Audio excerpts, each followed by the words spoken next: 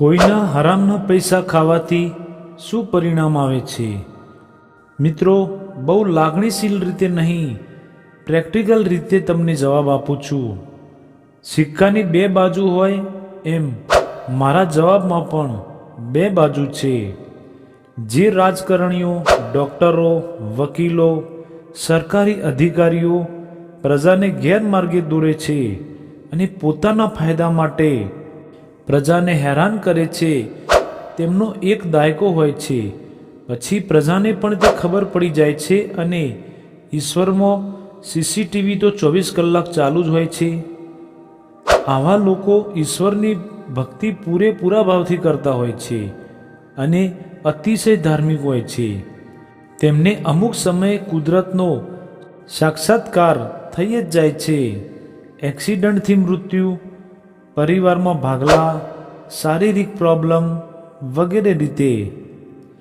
બીજી બાજુ જે લોકો પોતાના પરિવારનું પાલન અને પોષણ કરવા સમાજ અને પ્રજા સાથે દગો કરે છે, જેમ કે શાકભાજીવાળો કલરવાળી શાકભાજી વેચે છે, રિક્ષાવાળો વધુ પૈસા લે છે, ઘણીવાર ગરજના ભાવ વસૂલે, પ્રોવિઝન સ્ટોરવાળો વધુ ભાવ લે, મીઠાઈવાળા, દૂધવાળા, આ સમાજના એવા લોકો છે જે પ્રત્યક્ષ રીતે નહીં, પરોક્ષ રીતે લોકોની જરૂરિયાતનો ફાયદો ઉઠાવી ખોટો માલ અને ખોટી રીતે પૈસા પડાવી લે છે.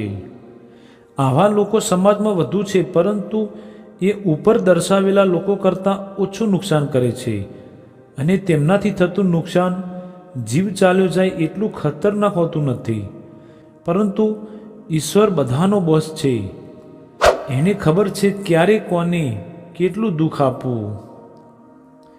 હવે મિત્રો, આ વિડીયોમાં આગળ વાત કરતાં પહેલાં તમને રિક્વેસ્ટ કરું છું કે પ્લીઝ, જો તમને વિડીયો સારું લાગતું હોય તો આ વિડીયોને લાઇક, શેર અને ચેનલને સબસ્ક્રાઈબ જરૂર કરજો. મિત્રો, અંતમાં આ સમાજમાં કોઈ હરિચંદ્ર નથી. બધા પોતાના ફાયદા માટે જીવે છે. પછી સરકારી સેક્ટર, પ્રાઇવેટ સેક્ટર કે XYZ. અત્યારે કોઈ ધર્મના ગુરુ તમને ઈશ્વરનો પરિચય કરાવી શકે તેવા નથી. ખુદ તમે અને હું પણ આખા દિવસમાં જો નોંધીએ તો 100 વખત ખોટું બોલતા હોઈશું. અર્થાત હરામનું ખાતા લોકો વિશે જાજુ ન વિચારવું, પોતાની જાતને બને એટલી શુદ્ધ રાખવી, સમાજને ઉપયોગી થવાના વિચારો રાખવા. જેવું વાવશો તેવું લણશો.